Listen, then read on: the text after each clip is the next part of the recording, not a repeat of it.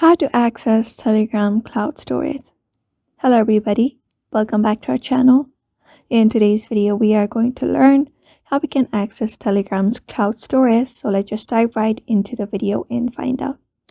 So for that, you don't need to do anything at all, to be honest. So if you have saved your messages, you can just go ahead and look out for the saved messages on your Telegram.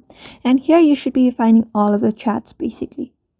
So if you really want the cloud storage, when we head over to the settings of our Telegram and head over to data and storage, we will be finding storage users here.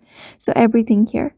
So if you want to back up your cloud storage, we don't really need to do that. Telegram basically automatically keeps everything to itself.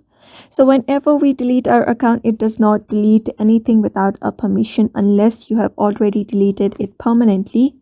So if you have deleted it permanently like this by tapping on delete chat and permanently delete, it will delete. But if you don't do that, it won't delete it. You don't need to keep any kind of cloud storage or backup for that. Even if you log in from another device, you will be finding all of your chats here in Telegram as it is.